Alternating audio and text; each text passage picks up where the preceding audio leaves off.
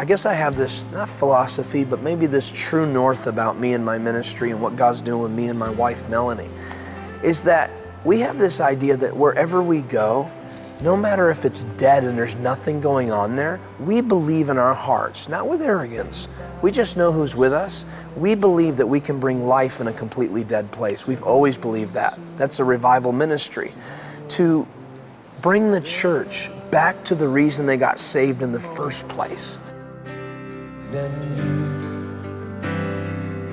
I mean, I've seen miracles, I've seen people's lives changed. I've seen so many things that I'd never even dreamed that we'd be here, you know? And the thing that's amazing to me is that I realize he's not passionate just on stage. I mean, if you sit in my home, 2 in the morning, you'll hear Roy up on the piano playing music. You'll hear, like, out of the blue, it'll be like we're all just finished dinner, cleaning up, everyone's watching TV, and all of a sudden there's my daughter and Roy singing, and all of a sudden a whole jam session's happening. And so many nights, you know, he'll come to me in the morning, he'll say, I just met God last night. And you're like, I mean, that's real. That's the real thing. That's the thing that people want to see. They want to know that that really happens. They wish it happened, but a lot of people don't trust ministry, and maybe they've seen a lot of fakeness, but they see that that's real. And so it's given me such a confidence to really follow him and trust him. He's stepped out, he's done big things, things that would challenge any person. But because I can see that there's realness at home, I'm free to follow him. You know, we're about to celebrate 10 years next year of full-time ministry, living by faith, no income coming in, totally living by faith. Nobody secured paycheck. My wife left, she graduated with a 4.8 GPA, walked away from a major paying job. She was a software engineer. She would write programs for the United States military, Air Force, for the C-130 planes to keep all their cogwheel parts and all that stuff.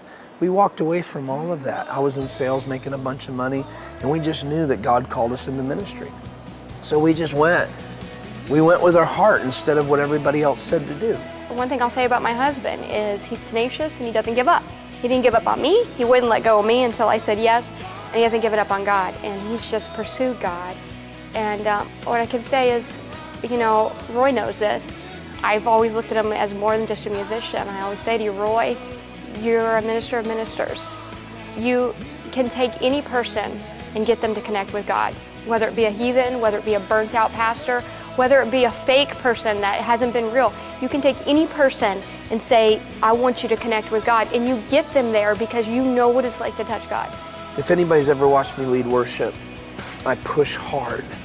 I push from my gut so much that I've lost weight, like dropped 2 pounds at night just from worshiping from my guts.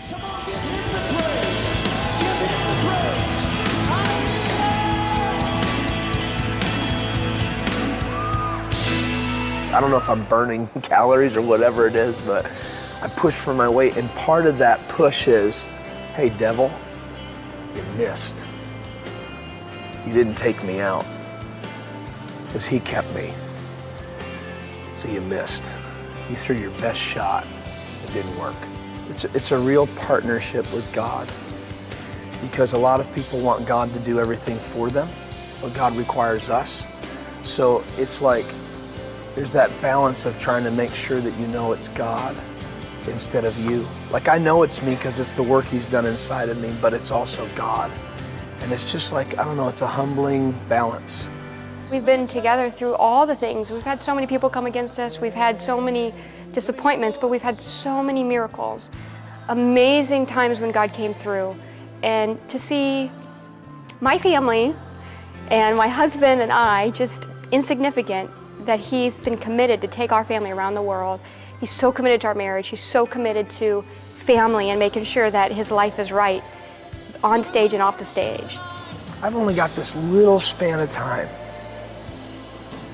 in my life. I've got this little span of time, and I've got to make it worth something so that when I leave this planet, I leave this earth, and I go away and they put me 6 feet down, because everybody's going there whether they like it or not. They're going to end up 6 feet under. I want to know that I pleased the Lord. I want to know that I did something that was pleasing to him with my life. And he looks at me, I want him to say, well done, you did everything I told you to do. With everything within you.